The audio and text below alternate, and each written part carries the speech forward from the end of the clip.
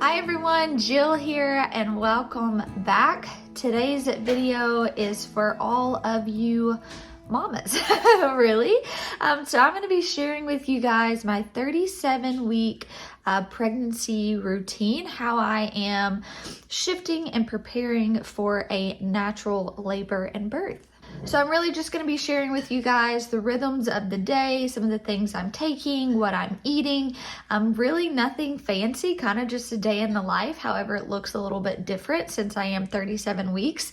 My midwives are coming today to drop off the birth pool, do a little home visit. So that's exciting. I'll hopefully grab some behind the scenes and share that with you guys. But first, let's start with coffee. I am still drinking about a half a cup to a cup in the morning. Today that seemed really necessary. I did not sleep at all last night, so woke up feeling a little groggy. Really need to kind of kickstart my morning with nutrition and hydration. So I've been slowly sipping on coffee. However, I've got my Redmond salt in my hydro flask with some trace minerals, really just trying to wake me up. Nathan's also made me breakfast, so I'll share with you guys kind of what breakfast looks like for me right now. As I'm getting further along and getting bigger, I'm having less and less of an appetite. So I'll share with you guys how I'm kind of getting creative to get protein in, eating smaller meals kind of throughout the day instead of large, big quantities of meals. But in the morning, my routine's pretty typical. I get up, I get dressed, make my coffee, take my supplements, eat breakfast. So let's walk through what I am taking right now at 37 weeks. All right, so the supplements I'm taking have pretty much been the same supplements the whole time. I kind of shifted a little with like a prenatal. So in the first trimester, when food was really hard for me, I was very sick. I was taking a Whole Foods prenatal. This is by My Kind Organics. It does not taste good at all. I was taking this up until my second trimester. I take it when I can remember, I'll be honest with you, since I am eating a very Whole Foods based diet. I'm not super concerned about this because I do feel like baby's getting everything baby needs. Everything's been well. But when I remember, I take it. I definitely don't take the full dose, especially now that I'm later in the trimester. What I am taking every single day are my beef organs. I started with half of the dose, which would have been 3, and I did that from about my second trimester on. Now I'm taking around 4 or 5 a day. This is really helping with energy and has no taste at all. Usually try to take on my split them, right? So I'll do some in the morning with breakfast, some in the evening if I don't get them all. Another one I'm taking every single day is the Mood, Memory, and Brain. Pregnancy brain, say no more. I have found that this really kind of helps me focus, and it's just been nice to have. And then another thing that I just recently added in, and I can actually go grab it from the fridge, is a probiotic. Now, typically I like to get my probiotics from fermented foods. We eat a lot of fermented foods, so it's not really that hard.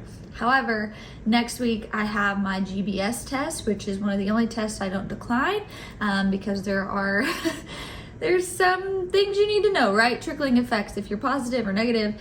And so one of the ways you kind of can prepare for that is lower your sugar intake, make sure you're really supporting your gut. And so I'm continuing to eat fermented foods like I usually do, but I have added in a vegetable-based probiotic that I'm taking once a day. And I did that, I started it last week, so I will have been on that for 2 weeks before I go and get the test done. And I'll go grab that from the fridge and show you which one. All right, and then this is called Jarrow Formulas. It's a veggie capsule probiotic. You only take 1 a day. I prefer to get, supplements are great. We do take a lot of supplements. However, I prefer to get as much in with real food first, and then if I can't. So I'm only taking 1 of these a day. They're very small pills. They have no taste, no flavor whatsoever. My doula recommended this brand, so I will take 1 of those as well. And that's kind of my morning supplement routine. Obviously, I'm living on the birth ball right now, just to kind of help with posture. I'm not really doing a lot outside at this point. On Tuesdays and Fridays, I'm harvesting flowers with the help of Nathan and the girls.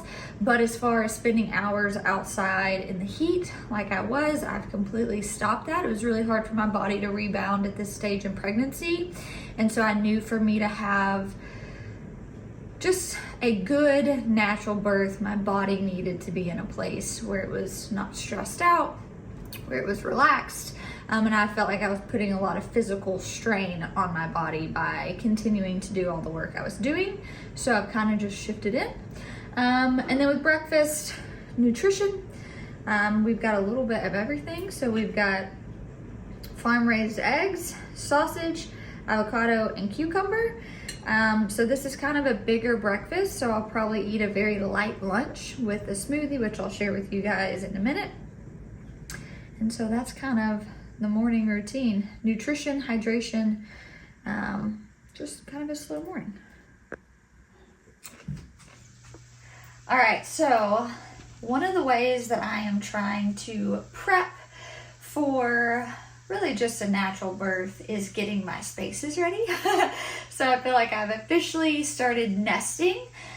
This is our bedroom. This is where we are intending to give birth. So over here we'll have the pool, which the midwives are dropping off today. Whether I labor in that or give birth, I don't know. I have absolutely zero expectations. I don't like to set my mind on something and be very dead set on that because birth is so unpredictable. But we do have this area here, obviously the bed. But there are some things I'm doing to try to prepare really just for like postpartum, for labor. And that is a big part of my birth prep is setting expectations for my team, making sure things are organized and clear. I do not want to be in labor and have to direct, right? So I'm trying to have these stations kind of done. Nathan and I have some sweet friends coming over this weekend, and they're going to help us put together these postpartum stations, these labor stations. And so part of that is just me like writing down, here are different things I want on my postpartum cart. Here are things I want in labor. So I thought I'd just share that with you guys because this is a big part of me mentally getting prepared, checking those things off the list that I know would maybe cause me a little stress if I had to wait last minute or I went into labor and they weren't done. And so it also keeps me occupied since I'm not working as much. It gives me something to focus on and do without like really straining myself, which is really good for me mentally. So let's come take a look at some of the stuff I'm doing. So one of the things that I'm making postpartum are just like padsicles. This is a very great natural option. If you give birth in a hospital, you know they have like those numbing pads. So I'm making something similar. So literally I just got organic pads. I've got organic witch hazel. I'm going to be using a lavender essential oil and aloe vera. And so I'll make these this weekend. We'll actually put them in the freezer and freeze them. That way I can have them postpartum, which is nice. And so that's one of those things of how I'm kind of prepping to heal my body. Also have a comfrey salve that'll be in the postpartum kit. Some different things. Right now, this is one of the big chores is I've got kind of baby essentials, so like swaddles, burp cloths. This is pretty much what we have for baby, and so just finding a good place to put this to where it's accessible. Another thing that I'm doing is I'm making up different roller blends, and I actually wanted to show you guys this because when you are in labor and you're making your own blends and you know what they're for, but your birth team doesn't. This I think is going to be a really good hack for you guys. So I could tell Nathan like, oh, I'm feeling really exhausted. I need some energy. He's not going to know what oil I'm looking for. And so I bought these little blends, or these rollers. Let me show you real quick. They're a 10 mil roller, and I actually bought the matte black so that I can take a chalk marker and write energy, write nauseous, not right, speed up labor. So when I tell him or my doula or anyone, I'm like, hey, I'm feeling like I need support in this, they can read which roller I've made up. And so I do have one for energy I plan on making up. I've got one for grounding, one to speed up labor, and then I'll also put, so like on one side I'll put what it is, like energize. The other side I'll put where to apply it. That way they know, right? Think about that when you're having a natural birth. You're kind of just like honed in on breathing. For me personally, like having a conversation and having to tell someone, put this here, use this pressure point, that's probably going to frustrate me in labor, if I'm being honest. And so if I can make it as clear, they can just grab a roller, see what it's for, see exactly where they need to put it. That I think is going to be super helpful. And then I do already have like Valor that's already in a roller. That'll just be, readily available. And then I have a couple diffuser blends that I'm just writing on a card, and I'm going to stick them in a cart. So kind of my plan is, and I haven't quite figured this out because I'm not real sure how big the pool, how much space. We might have to move the bed some. But I'm going to have a cart here with oils, some sort of table where I can put the diffuser on, and just these little recipe cards. That way if they're looking for something the diffuser runs out, they can see the scents that I like, the scents that are going to calm me. And really, like, I know this seems simple, but creating your space, I feel like, especially when it comes to prepping and preparing for a natural birth, getting your space right, keeping your space sacred, is huge. And so for me, that's one of the main things I am prioritizing right now in this kind of birth prep and my routines, or how am I prepping these spaces to where I feel comfortable, my birth team, my support team knows exactly what to do. So that's a big thing. I'll kind of do a follow-up video. I'll also be doing a video of some of the things I'm making for babies. So we're going to be making diaper cream and lotion and stuff like that. And so probably in the next week or so, I'll have stuff out on that. That's kind of another way I'm prepping, is what are those essentials that we don't have that I need to make? That's part of it.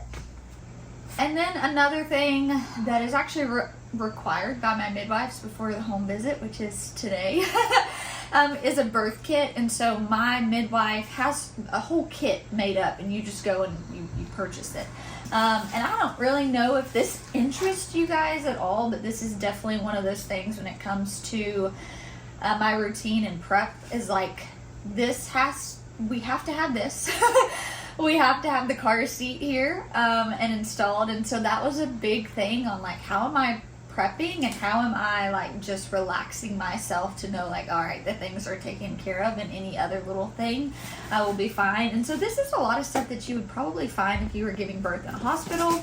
You got a bedpan, you got your little postpartum spray, we've got our Chucks pads, paper towels, sponges, gloves for the midwives, lubrication. One of the things that we do have too that I actually love is Herbal sitz baths. And so this is nice because I was gonna have to make these up, and instead this is part of the birth kit. And so the next day after I give birth, I will take a bath, which if you have a natural birth and at home, you know that is a little bit different than if you were to give birth in a hospital. They tell you not to take a bath for a while. This is so great for healing. So in here, it's comfrey, lavender, shepherd's purse, yuba ursi, plantain, red raspberry, yarrow, and sea salt. This was so nice. I'm a huge bath person, so being able to get in the bath after birth was great. I took a shower that night, went to bed, and then the next day I soaked, and I did this several times. So this is safe for me and the baby, so it's a nice way we can bond. And I just felt that it really, really helped with like postpartum bleeding and yeah, just recovery in general. So I will be making like a postpartum contraction tincture to kind of help with those. I will be making some other things which I'll share with you guys. But these are one of those. Having the birth supplies, the midwife will go through and check off all of these. Make sure that we have everything on hand. I find it's easier just to order her kit because these are all the things she put in there that her and the secondary midwife will need during labor and birth. So that feels good to have that checked off and done. But next up, I'm gonna go work on some sourdough. And then I'll check in with you guys at lunch, some of the things I'm doing. Lunch routine's a little bit, different than breakfast. At breakfast, it's like fuel, coffee, supplements. Lunch, it's getting in our teas. I'll talk with you guys through the teas I'm drinking and why, some of the foods I'm eating every single day and why, and just kind of preparation. But I'll catch you guys at lunchtime. All right, so of course, Mom is still doing sourdough. So much of my prep is just rhythms and routines. And so still being able to bake bread, still feeling like I am nurturing my family is super, super important to me. So I've been kind of on a sourdough train and feel like I will probably continue on the sourdough train. But I'm making my first cup of tea of the day. I am doing red raspberry leaf tea. I talk about this later in the vlog as well, but I'm doing this a minimum of twice a day, ideally 3 times a day. Now, some people will tell you, this is just an old wives' tale, but you find me a midwife that does not say drink red raspberry leaf tea when you're pregnant, especially in your later part of pregnancy. So I actually didn't start this until I was like 36 weeks. And it helps strengthen your uterus. So it's going to be really, really good postpartum. It's also been known to help like shorten labor. And so really this is just me thinking about building my uterus, strengthening all of those muscles. It tastes great. And so that is primarily why I'm doing this and why I waited until longer in my pregnancy. So whether you drink it early on or not, I didn't find that was really beneficial until I started really getting ready for, labor and prepping for that. And so this is one of the ways that I'm doing that, is drinking this 2 to 3 times a day. Sometimes it's hot, sometimes it's iced. It doesn't actually taste like raspberry at all, but it has a great flavor. And especially if you sweeten it with a little local honey. Or we had some people we just met give us some of their locally tapped maple syrup. And so that's been fun to add in this as well. So I'm just going to add a tablespoon into my kettle.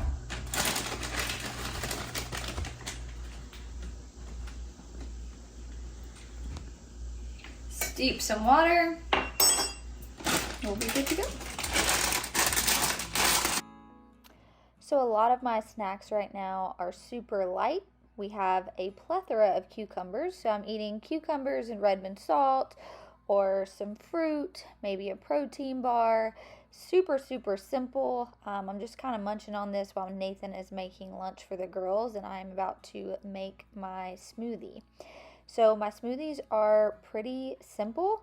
I just make them in my Ninja blender. It's great. I am drinking this particular smoothie, the same recipe, every single day, maybe a little modified. So I usually start with a cup of soda or ice. I like to use frozen bananas. I find that is key to a good smoothie. However, we were out of bananas, so I grabbed some of our freeze-dried ones, a scoop of just ingredients chocolate protein. So this is a great way that I'm getting in protein. It's like 26 grams of protein, super clean ingredients. I'm doing just about a tablespoon or 2 of organic hemp hearts. I'm going to be adding in some flaxseed. This is helping with digestion. This is helping with constipation that can come. And then dates. So this is really the main thing. I'm doing a few dates every single day, ideally 3 to 6. And this is just really another way I am prepping my body. So they are going to help soften your cervix. They're going to help shorten labor. There's a lot of studies that show at 36 weeks on, eating 3 to 6 dates a day can really help lessen intervention and things like that. And then I'm just doing some almond milk. We did some organic peanut butter. just really mixing it all together. Again, you can modify this. I just find with the dates, the chocolate and peanut butter just tastes really good. So I'm drinking this about once a day, typically around lunch or in the afternoon if I'm feeling a little bit hungry before dinner time. So not only has this been a great way to get my protein in when I am not wanting to eat big meals, the dates, the flax seeds, the hemp hearts, all of those things are adding a lot of really good fiber, potassium, nutrients, things like that. So you can see I'm actually making Nate and June some of this too. But if you're struggling trying to get in enough, I really encourage figuring out how can you juice it and add things in it. It's a little bit easier just to drink it instead of eating it. Granted, it's not ideal, but if you are kind of like me and right now big quantities of food is very difficult, I'm still able to hit my protein take this way with clean quality ingredients as well. All right, the midwives just left. Did you get any footage? Was I supposed to? I think we had chatted about it, and I don't think they really wanted to be on camera, so. I don't know that we didn't ask, but we totally forgot to do that. I'm gonna actually let's pause this so I can get you in it. All right, so our midwives just left. It was great, different. Usually I just meet with my primary midwife, the secondary midwife came, my doula came, all the things. So walking through the home, doing all the normal stuff. Nathan got to be a fly on the wall. He typically doesn't come to my appointments with me. Crap's getting real. It's getting real close. It's getting real close. So yeah, baby's great. I made a mental note to us to get some behind the scenes, but my midwife forgot the birth pool. So I'm gonna have to go pick that up next week. But she looked in our room and said we had plenty enough space, so that was fine. But drinking the rest of my red raspberry leaf tea. You guys saw what I had for lunch, which was just a smoothie. Kind of had a big breakfast, so I wasn't really... Big late breakfast, so... Yeah, I wasn't really hungry, but now we are getting ready to prep for dinner. So we're actually going to go out to the tunnel. I like to do a walk every single day. So I'm typically getting in a walk every day after the sun goes down. Usually I like to wait until Nathan's comfortable in bed, and then I ask him to come on a nightly walk with me. I don't mean to, it just works after out I've showered, been out in the sun all day. But I'm tired, I didn't sleep well last night, so I'm actually going to use this opportunity now to kind of walk the farm, see what everything looks like, harvest some stuff for dinner, and then we will come in and prep dinner and start the nightly routine. We had to break this up into 2 phases because of what we had going on. So you'll notice part of this was last night's routine and this morning routine merged together, but still very much the same thing, just different days. So got our basket, our pruners. I'm gonna grab my tea and we'll head out. So I desperately need to come move the trellising up, harvest. We have been so crazy, but tomorrow, what is tomorrow, Ivy? My birthday. It's your birthday. How old are you? I'm gonna turn 5. 5 years old. So, yeah, I don't know when I'm gonna get to this, but it's not gonna be tomorrow. So our sunflowers are wild. Everything is so wild, but just be still. The bee won't get you. There's so many bees. Yeah, they're everywhere. Yeah, I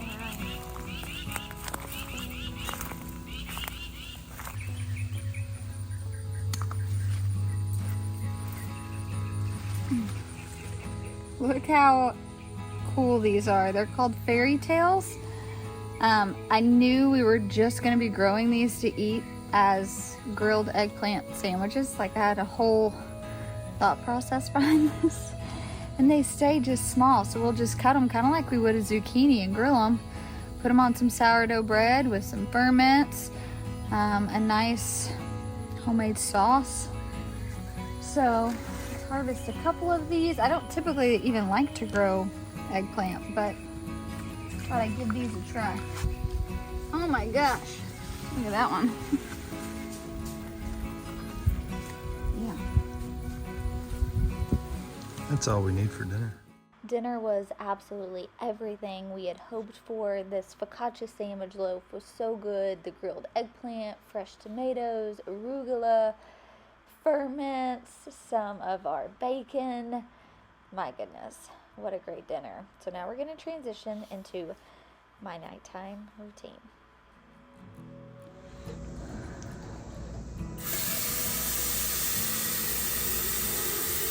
What you doing? Making tea.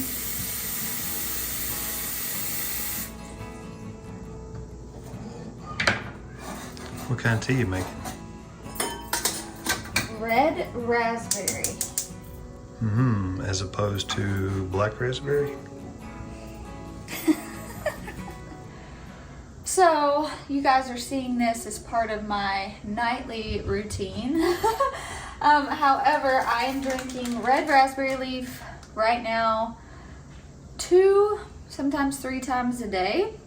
Usually hot in the morning, hot in the evening. I'll ice it during the day. This came from Frontier Co-op. It's just organic red raspberry leaf cut and sifted. I'm doing a tablespoon per 8 ounces. And that fills this little kettle great, so I can get 2 cups off of this. So I'm really only making it twice a day, or sometimes once a day. All right, what's the next step? It's the hardest step, figuring out what cup to use. So my espresso cups Look at are the different. options. Well, only a certain cup can fit in the espresso machine, which is why I like drinking tea, because I can drink out of some of my taller cups that I don't get to drink out of that often. So that's been fun. So what you're looking for is a big 16-ounce glass, right?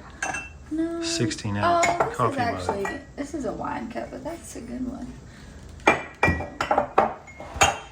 All these options. All right, we're gonna just stick with what we know. Good choice. Now we wait for the water to steep, or boil, I guess you should say. I'm a big routines person. I find it gets me in rhythms. I like having morning routines, night routines. So tonight the girls are really high energy. So while that's boiling, I'm gonna get stuff to make them a sleepy time tea, which kind of helps them wind down as I'm winding down, trying to get in the rhythms with the whole family now, even before he's here, because we're gonna have to have shifts. So they need to know we need to get back into our routines, which typically during the school year we are. The girls have an herbal tea. They drink the tea before bedtime, and then we start our whole bedtime routine. Summertime, it's kind of wild, wild west. So we're trying to implement some of those rhythms again, just so we can teach, okay, there's gonna be a shift, there's gonna be a time to calm down. So while I'm waiting on that to boil, I've got my stuff prepped for tea. I'm gonna get the girls their cups and start making their little sleepy time tea.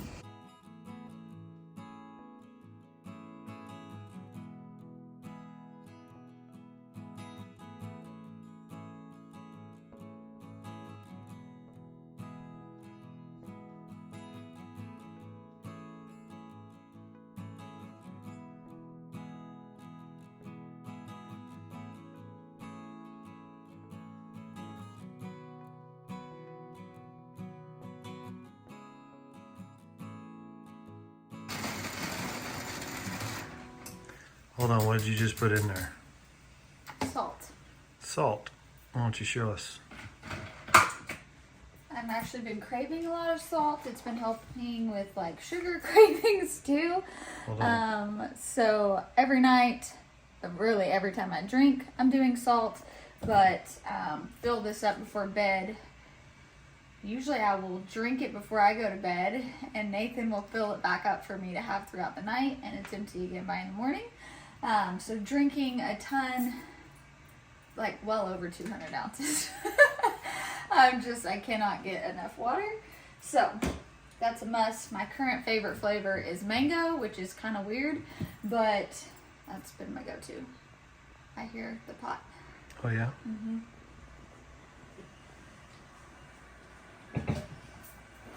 All right.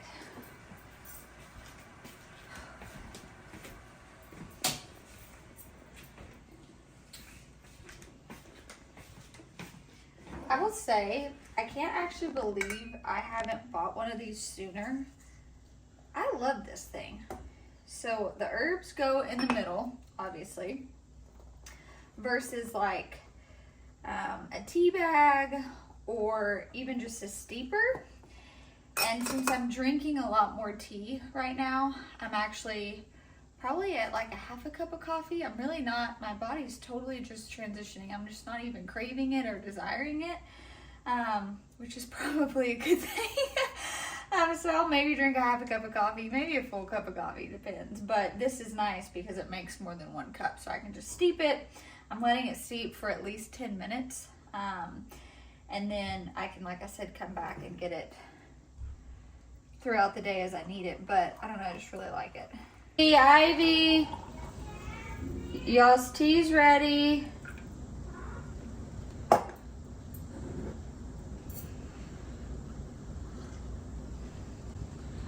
How is it? Good. Your tea's ready. Oh, tea. Hey, it's still hot, so you're gonna need to put a ice cube in it. 2 hands, put your, grab an ice cube, stick it in. What type of tea is it? Sleepy time tea. The bean. Gotta point something out. Look at that cute little belly.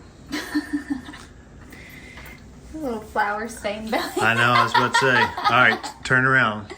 Turn around. What do you mean turn around? Turn around. Like all the way around? Turn around and face the wall. This is what happens when you do sourdough and wear something black. Do I have flour all over me? Yeah. Do I? You wiped your hand on your butt. Oh, yeah. She's got white handprints on her butt. Whoops. Okay. How silly, girls.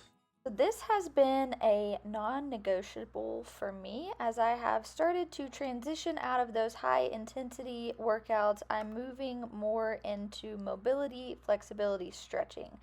So every night I'm doing 20 to 30 minutes of different prenatal yoga and stretches specifically to really nurture and support my pelvic floor, which is going to be great for postpartum, but also just to loosen me up. I'm noticing I've got really tight hips. My body just kind of hurts after the day, and so I'm doing this different variation of prenatal yoga for the 3rd trimester for about 20 to 30 minutes every single night. It helps a ton loosening me up before bed, and I've just found that it has just been super beneficial to work through breath work as well. And so I do this every night before I get ready for bed. Shout out to the husbands that actually make birth easier. So that's kind of my nighttime routine as we are prepping for labor and birth. It's the tea, then I come and I do pretty much that same full body prenatal stretch. I find it hits all the right points. I've been feeling super tight, and so that is huge when it comes to birth prep. I've quit going to the gym, but it's more about just like keeping my body loose and in a good position instead of trying to go hard and sweat. It's just like trying to get my body to relax. And one of the things, so the compression socks I've been doing at night, as it's gotten hotter, I've started to swell a little bit more when I'm on my feet. But something my chiropractor recommended, I was having bad leg cramps, specifically in my calves. And there is a brand called 8 Sheep Organics. I'll find them and link them. It is a magnesium lotion. I've specifically been putting this on my calves at night. I feel like I haven't kind of lessened my load outside, so I feel like I haven't been having as many leg cramps. That was just when you were on your feet. I mean, we were spending 8 to 10 hours a day on the farm. helps us. Yeah, so if you deal with that, I was really pleased with this. I also got like a junior one for June. She's got growing pains. It worked really well. So that was a part of my routine.